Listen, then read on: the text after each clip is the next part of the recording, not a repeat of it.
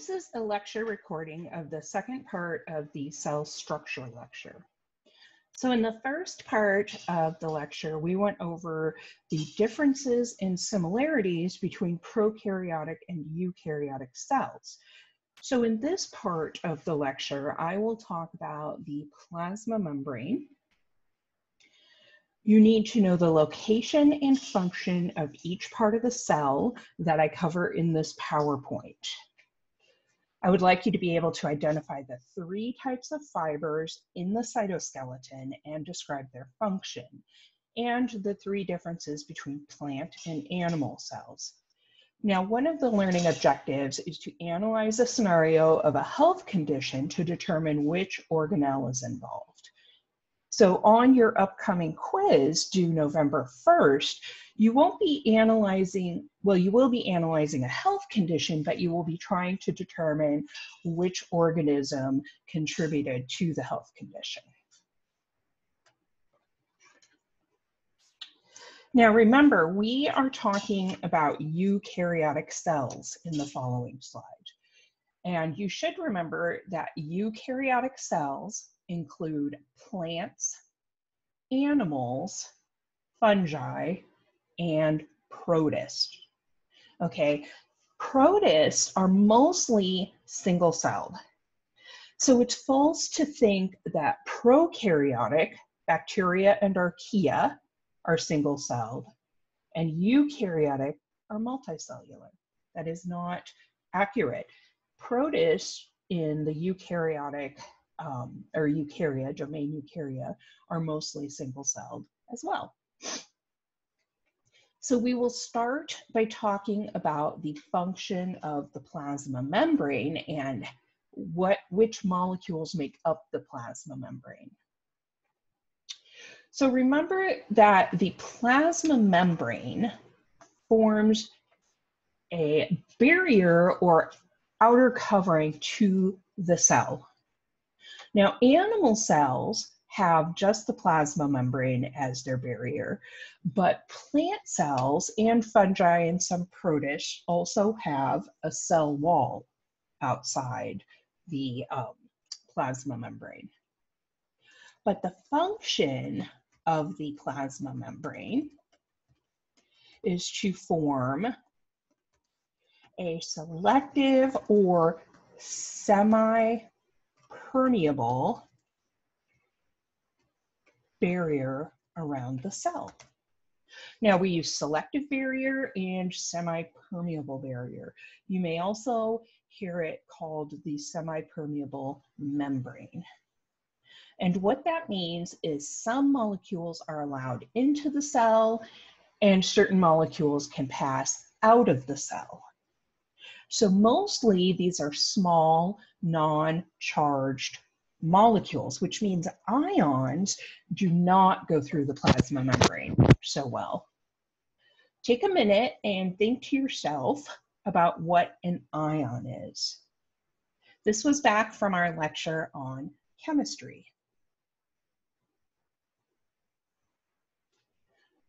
Okay, so we have the plasma membrane. It is a selective or semi-permeable barrier around the cell.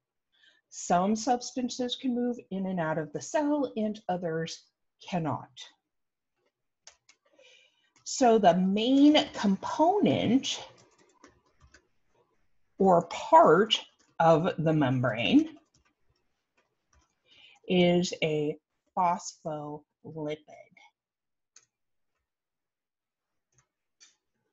Now you should remember from our biological molecule lecture that a phospholipid is a lipid, obviously, right? It's non-polar.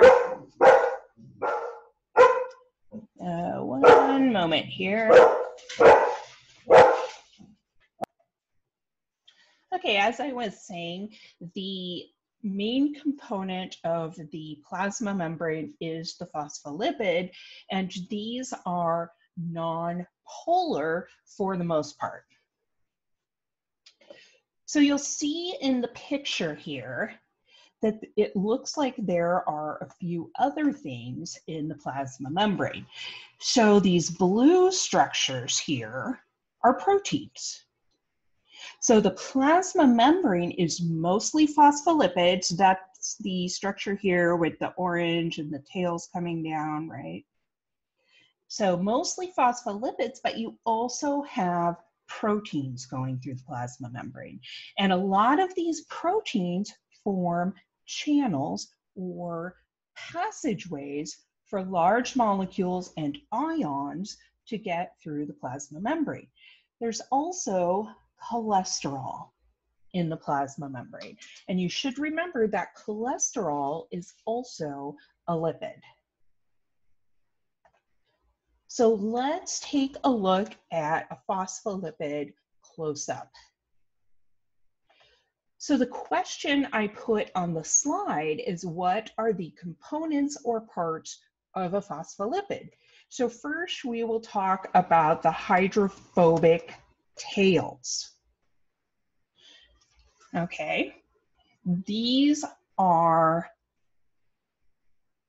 they look similar actually to the fatty acid tails that you saw from the biological molecule lecture. So the hydrophobic tails, right here, there's two of them in phospholipids. They contain carbons bonded to hydrogens.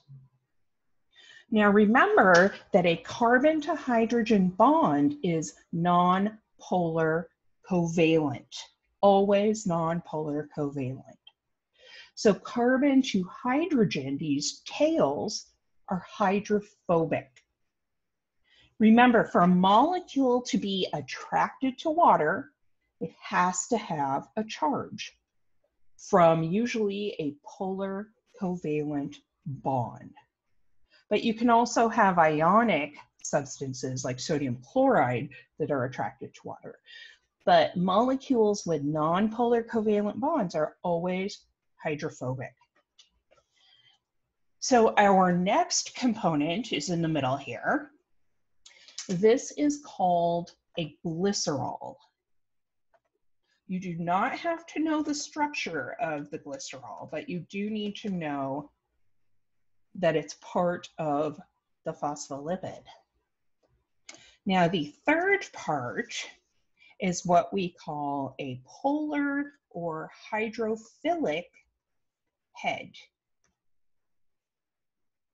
Okay, polar or hydrophilic head, and that is up here at the top. So it's hydrophilic because it has charges on it. It's formed with polar covalent bonds. So let's look at this membrane in the picture. The first thing I want you to notice is that it is two layers of phospholipids. You have a phospholipid here, and then there are phospholipid down below. Okay, so it can also be called a bilayer. Now, the other thing I would like you to notice, so it says extracellular space up here. The main component of extracellular space is water. Remember, we are mostly made of water. Now here it says lumen of cell. That just means the inside of the cell. And this is also made of water. It has other stuff in it, but it's mostly water. So what you'll notice on this bilayer is the hydrophilic head here, are pointing to the outside, right? They are attracted to water. So the hydrophilic heads are on the outside and the hydrophobic tails are on the inside. So the plasma membrane has a hydrophobic interior. And then the outside heads are hydrophilic. So plasma membranes actually just spontaneously come together when there are phospholipids.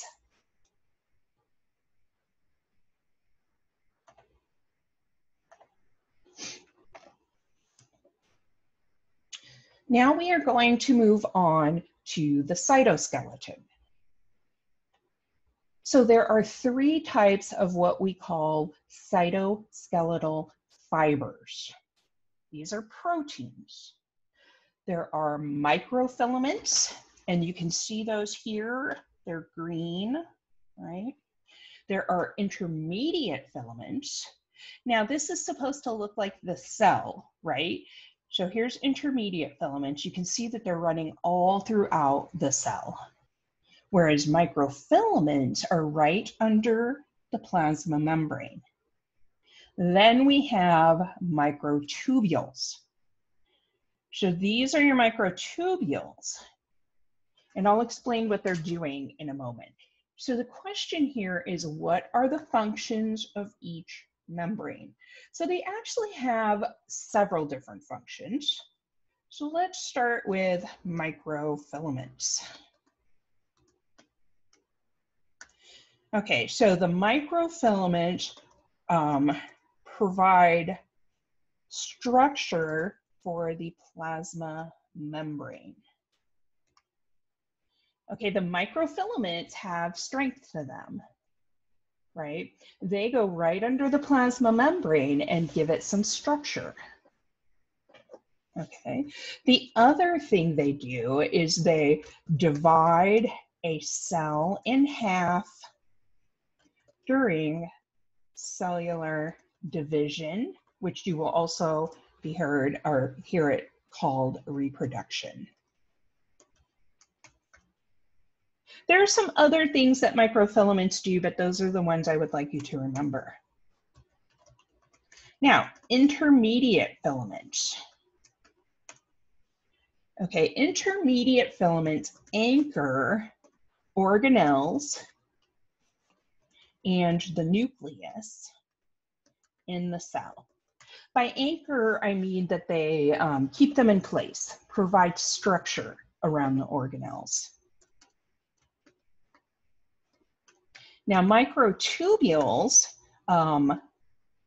divide or pull apart chromosomes during cellular division / reproduction.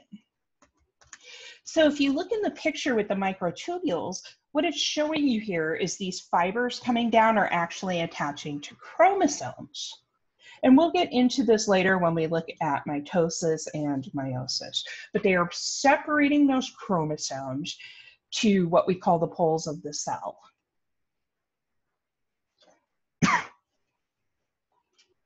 The other thing that microtubules do is they form cilia and flagella for movement. Remember, a flagella or a flagellum, which is singular, looks like a tail. It's what you see on sperm. Cilia are like a bunch of little hairs. You'll see them on like a paramecium, a protist, a bunch of little hair-like projections coming off of a cell or an organism. And cilia are also used for movement. And it's microtubules that run through these structures and allow for movement.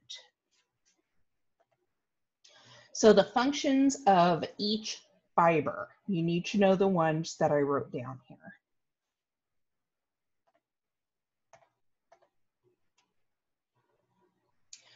So here is a poll question I would like you to take a moment and think about. So which of these are major lipids of plasma membranes?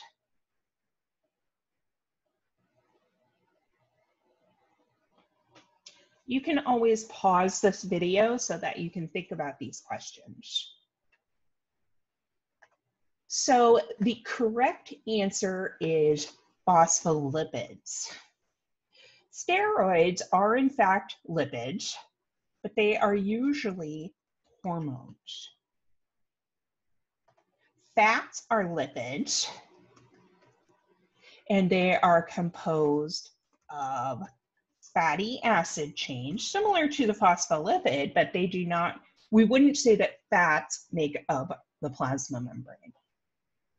And then of course, glucose is a carbohydrate, not a lipid.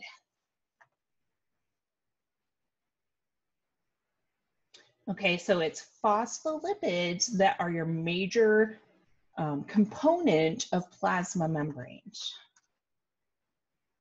Okay, so now we will go into the different parts of the cell that you need to know. You also need to know their location. So this picture here is the one I put on your quiz. So the nucleus, you can call the nucleus the brain of the cell. So the nucleus contains your genetic information, your DNA. Okay, so we say that it stores genetic information. Now, your nucleus is enclosed by a membrane, same structure as the plasma membrane.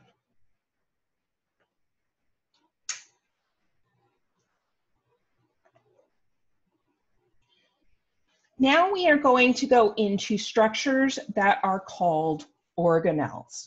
Now we talked about these briefly before, and I'm going to put a definition up here for you for an organelle.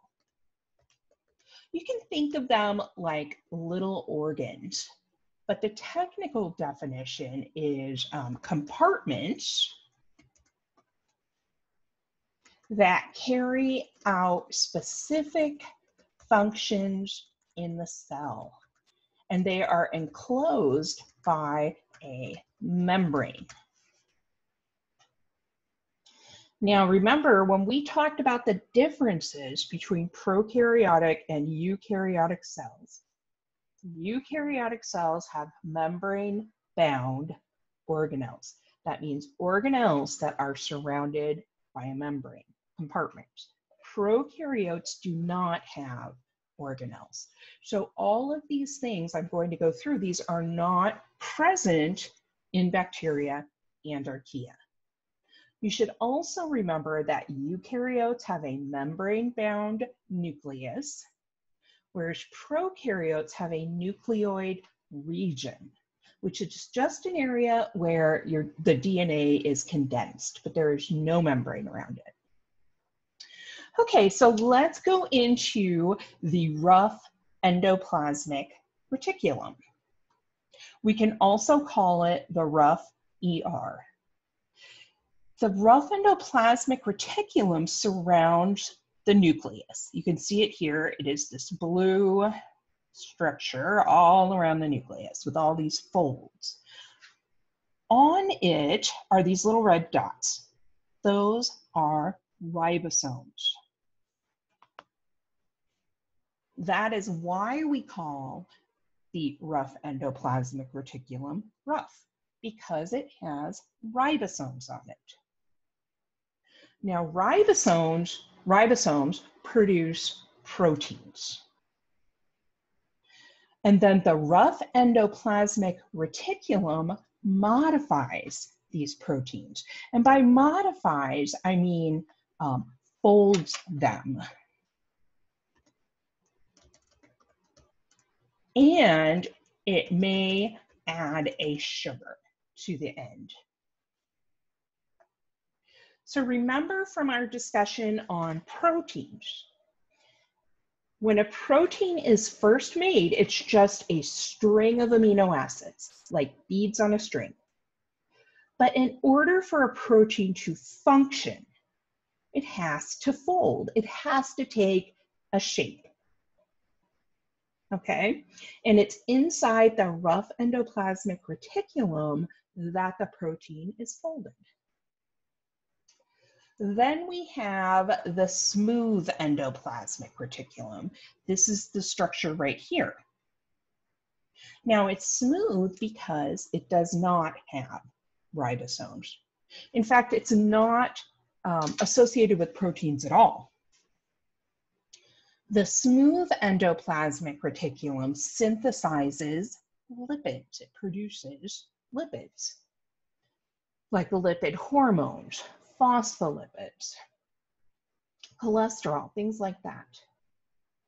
But the other thing the smooth endoplasmic reticulum does is detoxification of like drugs and harmful substances. So alcohol, for instance. Your liver has a large amount of smooth endoplasmic reticulum. So depending on what type of cell it is, there can be different amounts of organelles. Okay, so your liver will have a large amount of smooth endoplasmic reticulum. We could also call it smooth ER. Now here are ribosomes. Remember, ribosomes were on the rough endoplasmic reticulum. They can also float around free in the cell. We're not going to talk about the differences very much. So ribosomes use genetic information. I put information in RNA, but just for now, think of it as genetic information, information from your genes to produce proteins. Remember, your genes code for proteins. Now, most of your DNA does not code for proteins. It's only like 5% of your DNA that codes for proteins. The rest of your DNA does other stuff, like gene regulation, which we'll talk about later. So ribosomes produce or synthesize proteins. This is what we call the Golgi apparatus. Okay, remember it's next to the rough ER for the purposes of this picture. So here it is. Kind of looks like a stack of pancakes. Now you can consider the Golgi apparatus as the post office of the cell. You could also think of it as like the shipping center. Okay, so the Golgi apparatus receives, modifies, stores, and distributes chemicals, mostly proteins and lipids.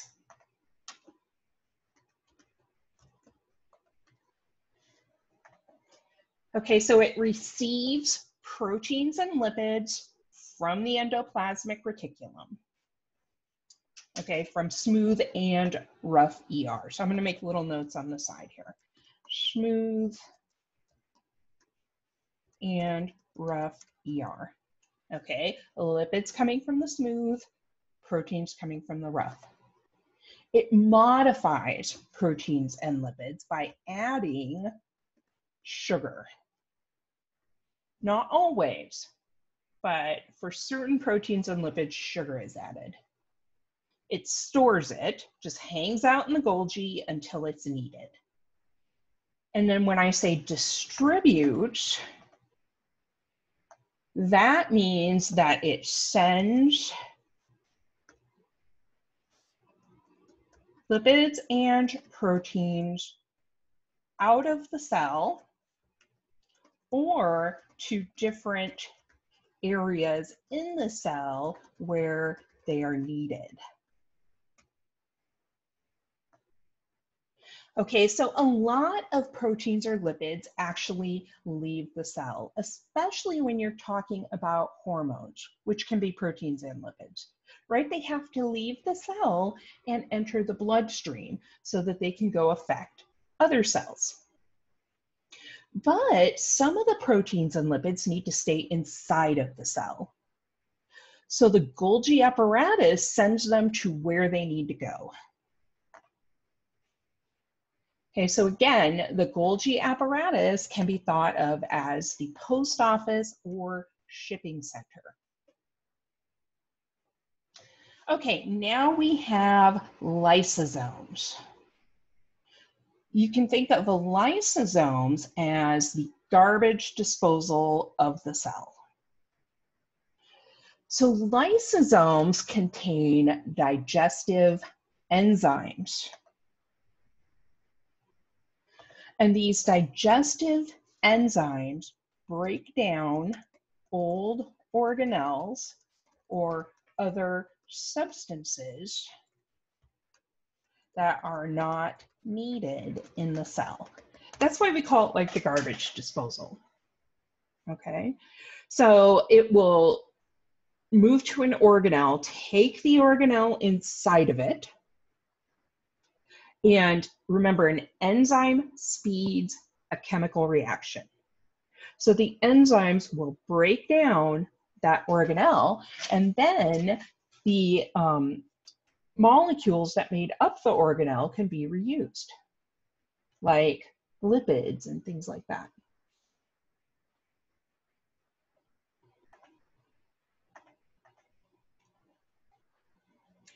This is showing you how a lysosome works.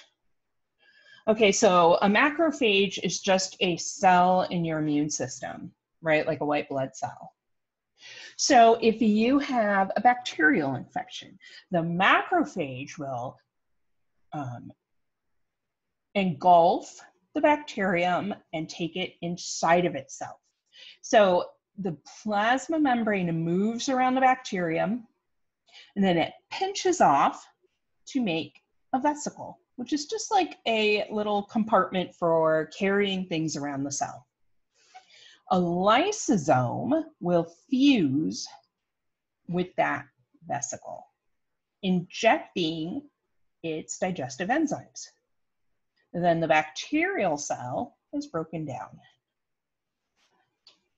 Okay.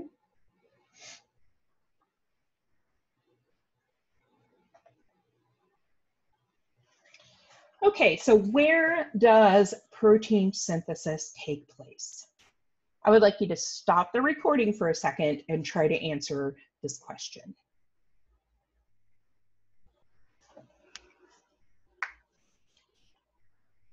So protein synthesis takes place in ribosomes.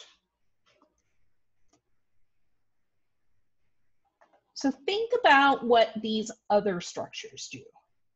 The nucleus holds or stores genetic information in the form of DNA. Okay, the smooth endoplasmic reticulum produces lipids and detoxifies, we'll say, drugs and other unwanted chemicals. And then we haven't talked about the mitochondria yet, but the mitochondria is used in cell respiration. It produces ATP.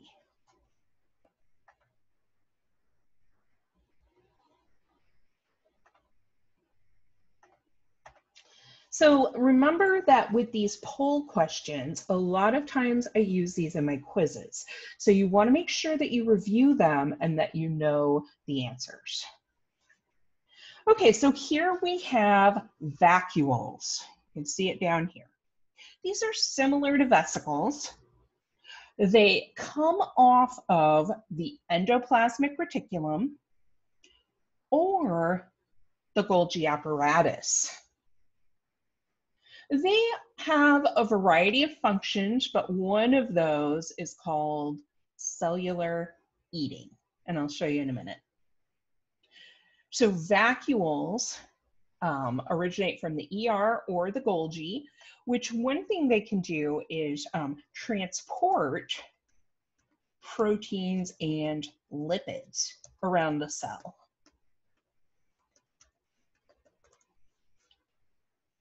Okay, so transport proteins and lipids around the cell.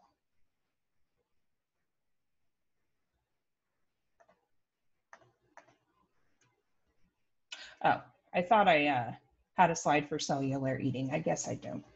So cellular eating is basically just bringing food into the cell, just like I showed you with the lysosome. Say like a white blood cell will bring in food or bacterium, something like that. So a vacuole, like I said, is very close to a vesicle. Okay, here we have the mitochondria. Now you can think of the mitochondria as the powerhouse of the cell. And mitochondria are found in animals and plant cells. So mitochondria produce ATP, which is cellular energy. Okay, and the energy to make ATP comes from food like glucose. Okay, your body cannot directly use glucose, or your cells can't. Glucose has to enter your cell, and then it enters, well, the glucose doesn't enter the mitochondria, but the glucose is used to make ATP. ATP is cellular energy. Now, the other thing I want you to notice here is the mitochondria has two sets of membranes. Now, each set is a phospholipid bilayer. So you have the inner membrane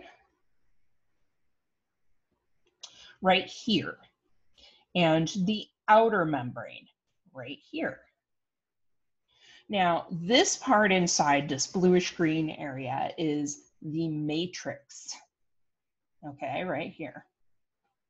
Now, what's really interesting about mitochondria is they have their own DNA, okay?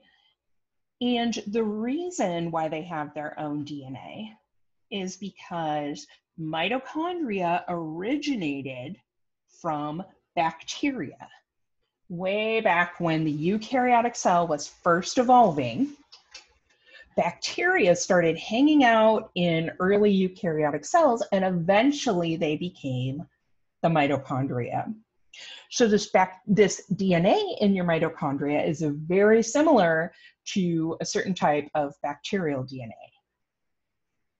The other thing that is interesting about the mitochondria is only women pass on their mitochondria. Okay, so mitochondrial DNA is only passed on through the female side. Now we have chloroplasts. Chloroplasts are only in photosynthesizing organisms. I put only in plant cells, but they are present in some protists and cyanobacteria.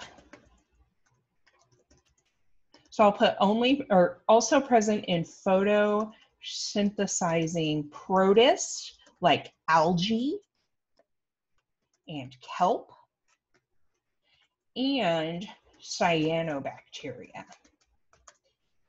Okay, so basically, if something is green, it has chloroplast. Now remember, photosynthesis, which is what chloroplasts do, uses energy from the sun to make glucose. Okay, uses energy from the sun to make glucose. Now, even though plants and other photosynthesizing organisms have chloroplasts, they also have mitochondria. Chloroplasts make the sugar. Mitochondria use the sugar to make ATP.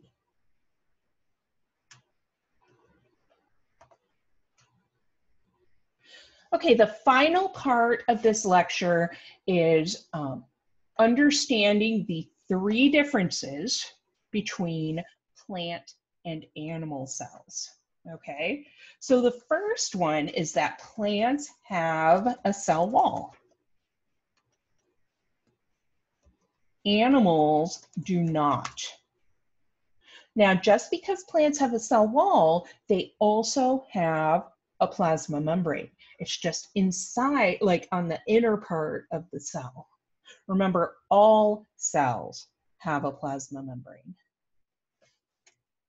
Okay, another difference is that plants have chloroplast.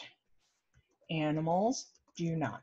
There are no photosynthesizing animals. And then finally, plants have what we call a central vacuole. Holds mostly water. There's some other stuff in it as well. Animals have small vacuoles to transport substances. Okay, so plants have this really large central vacuole. Animals just have those little bubble, like small vacuoles to transport substances. Okay. Now there's another note on this image that says flagella only in gametes and flagella. Do not worry about that.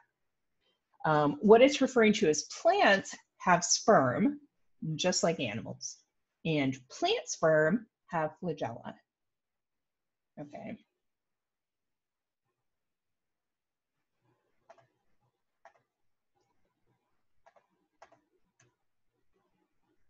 So which part or parts of a cell are most like the shipping center of a company? So pause the video and try to answer this.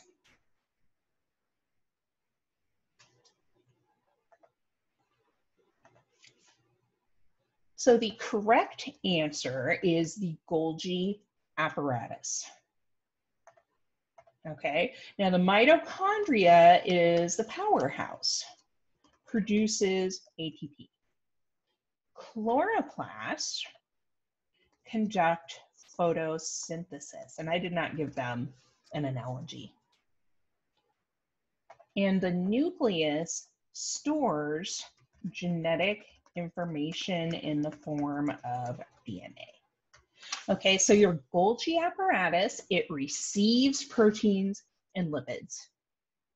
It modifies them, adds sugar molecules to them. It stores them until they're needed, and then it distributes them. It either sends them out of the cell, like hormones, or it sends them to other areas in the cell where they're needed.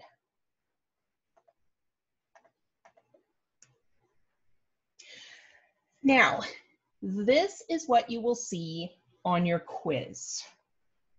Okay, and so I would like you to go back through the PowerPoint and try to identify all of these structures. Now, A, I did not put in the PowerPoint, and I meant to take it out of here, but A refers to ribosomes that are just hanging out in the cell. We call them free ribosomes, but don't worry about that. That is not on the quiz, okay?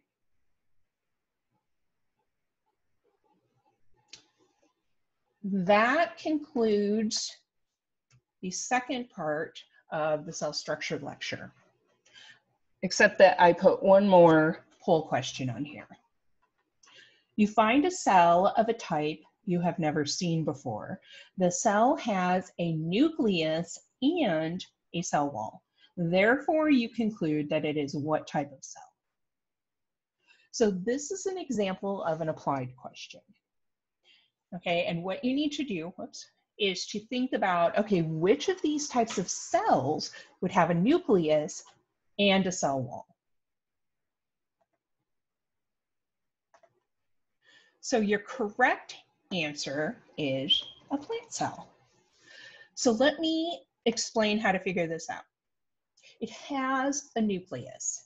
Therefore, it cannot be prokaryotic. And it cannot be bacterial because that is prokaryotic. Neither of these have a nucleus. Now, it also says that it has a cell wall. Now remember, an animal cell does have a nucleus, but it does not have a cell wall. Only plants, fungi, and some protists. But animal cells do not have a cell wall. Okay, that's how you come to the conclusion that it is a plant. Okay, now that is the end of the second part of the cell structure lecture.